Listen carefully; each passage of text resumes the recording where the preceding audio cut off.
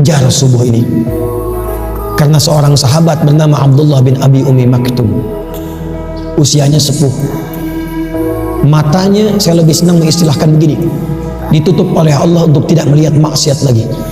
Orang menyebutnya dengan buta, saya lebih senang menyebut ditutup oleh Allah untuk tidak melihat maksiat lagi, sehingga ringan hisab matanya. Datang kepada Nabi SAW, saya akhiri, ja'a ila Nabi sallallahu alaihi wasallam faqala au kama qala, ya Rasulullah ya Ali ya rukhsah, ya Rasulullah, boleh enggak saya subuh dapat keringanan? Zuhur masih banyak penuntun, sampai Isya masih bisa i'tikaf, tapi subuh jarak saya agak jauh dari rumah, dari ke masjid, dari rumah ke masjid agak jauh, sulit menemukan penuntun. Boleh nggak saya sholat subuhnya di rumah? Sepuh, mata tak lihat, kondisi masjidnya jauh dari Masjid Awal Kuning ini. Apa jawab Nabi?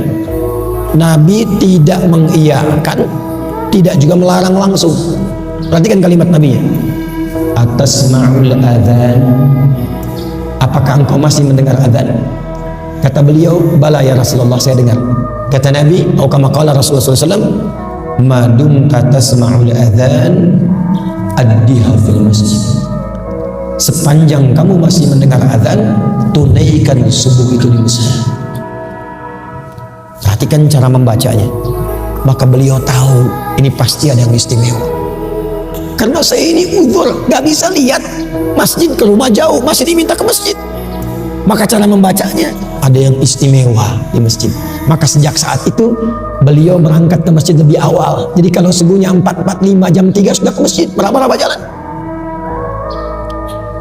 Buka masjid, siapkan. Siapa yang azan di masa Nabi? Muadzinnya siapa? Bilal bin Rabah. Sejak saat itu azan subuhnya Abdullah bin Abi Umi Maktum sampai azan.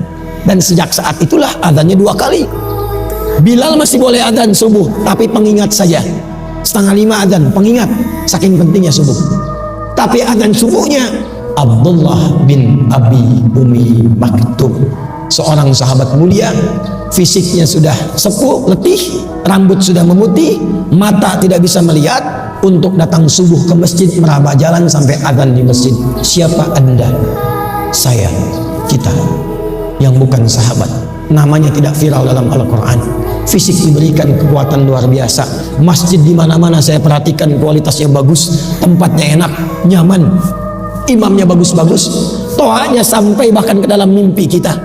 Dengan semua fasilitas itu masih belum mau kita menghadap kepada Allah dalam subuh ke masjid itu, dengan cara apalagi Allah mesti mengampuni dosa-dosa kita.